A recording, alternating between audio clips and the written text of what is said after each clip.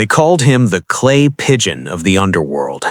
In a decade defined by the smell of cheap gin, the roar of Tommy guns, and the flashy arrogance of the Prohibition era, Jack "Legs" Diamond stood out not just as a gangster, but as a walking miracle. While most criminals of the 1920s met their end with a single well-placed bullet, Jack Diamond seemed to absorb lead like a sponge and keep on walking. He was shot, stabbed, and hunted by the most ruthless organizations in America, yet he survived so many assassination attempts that the public began to wonder if he was even human.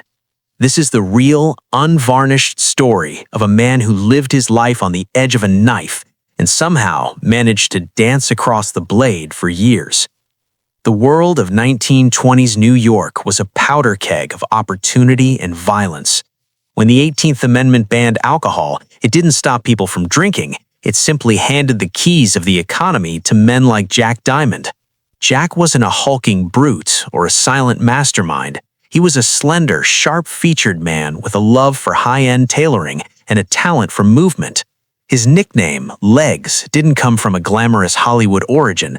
Some say it was because he was a phenomenal dancer in the speakeasies, while others, more cynically, claimed it was because no one could run faster when the police sirens started wailing.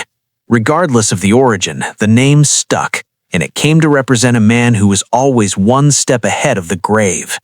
Jack's entrance into the upper echelons of crime was marked by a chilling lack of fear.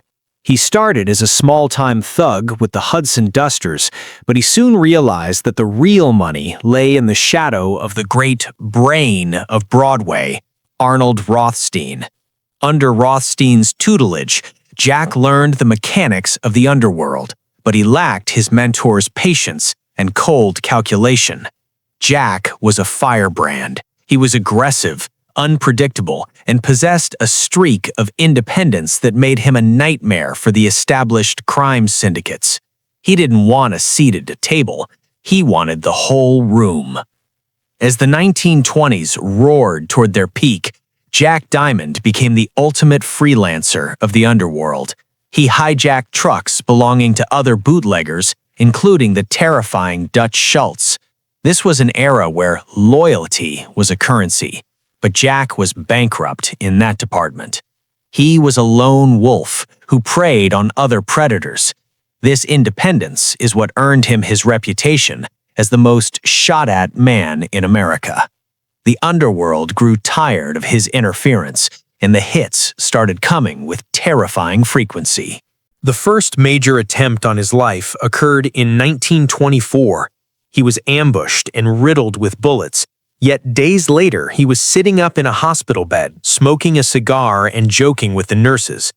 To the public, he was becoming a folk hero, a symbol of defiance against both the law and the lawless. But for the gangsters who wanted him gone, he was a frustrating ghost that refused to stay buried. The most infamous chapter of his survival saga took place at the Hotsy Totsy Club in 1929. This was Jack's own territory, a place where he felt untouchable. When a disagreement with two rival thugs turned into a bloodbath, Jack and his associates cleared the room with gunfire. What followed was a masterclass in underworld intimidation. Every single witness to the shooting either disappeared or suffered a sudden, fatal accident before they could testify. Jack walked free, but the heat on his back was now a scorching flame. He wasn't just a bootlegger anymore. He was a public nuisance that the government and the mob both wanted silenced. In 1930, the attempts on his life reached a level of absurdity. While staying at the Hotel Monticello in Manhattan, gunmen burst into his room and opened fire at point-blank range. Jack was hit 5 times. The newspapers essentially wrote his obituary that night, assuming no man could survive 5 slugs to the torso. Yet, once again, the clay pigeon defied biology. He checked into the hospital, underwent surgery, and within weeks, he was walking out of the front doors, flashbulbs popping as photographers captured the smirk of a man who believed he was immortal. He famously told the press that he had nothing to say, but his survival shouted louder than any statement. This unkillable aura began to haunt his enemies. They started to believe that Jack Diamond had some sort of dark luck or a supernatural resilience. He moved his operations upstate to Albany, trying to carve out a new empire away from the crowded streets of the city. But Jack couldn't help himself. He was a creature of chaos. He kidnapped a truck driver, tortured rivals, and continued to thumb his nose at the powerful Combination, the precursor to the National Crime Syndicate. The year 1931 was the beginning of the end, though not because Jack grew soft. The pressure from the law was mounting. He was being squeezed by the legendary prosecutor Thomas Dewey and faced numerous trials for kidnapping and assault. Even as the legal walls closed in, the physical threats never stopped. In April of that year, he was dining at the Saratoga Inn when another hit squad arrived. They blasted him with shotguns. He was hit in the back and the side, the kind of wounds that should have ended the story right there. He crawled out of the restaurant, collapsed in the road, and was rushed to the hospital. Once more, the headlines screamed that Jack Diamond was dead, and once more, he proved the headlines wrong. He recovered. By this point, Jack Diamond was more than a man. He was a phenomenon. People in the streets would place bets on how many bullets it would take to finally bring him down. But behind the scenes, the underworld had reached its breaking point. The chaos Jack brought was bad for business. Prohibition was winding down, and the new era of organized crime required order, silence, and cooperation. Jack Diamond represented the old ways, the wild, loud, and ego-driven violence that drew too much attention. On December 18, 1931, the luck of the clay pigeon finally ran out. Jack had just been acquitted of a kidnapping charge in an Albany court and had spent the night celebrating.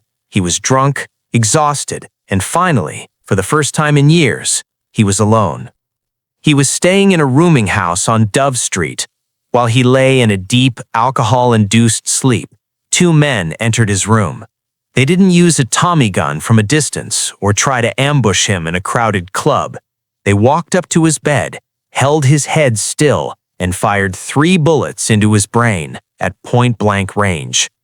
The man who had survived over 20 bullets in public shootouts, car chases, and hotel ambushes was finally taken down by a silent, cold execution in a dingy room.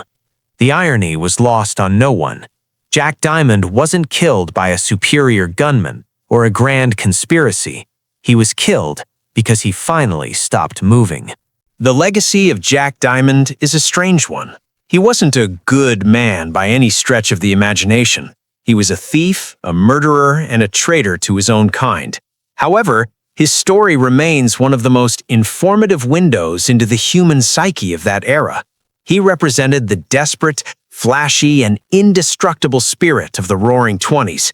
He lived his life as if the rules of physics and mortality didn't apply to him, and for a long time, he made the whole world believe it. In the end, Jack Legs Diamond proved that you can survive 1,000 bullets if you're lucky, but you can't survive a changing world.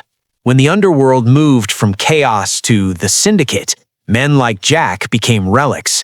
He died as he lived, surrounded by lead and mystery, leaving behind a story that continues to fascinate anyone who wonders how one man could be so hated by so many and yet remain so impossible to kill.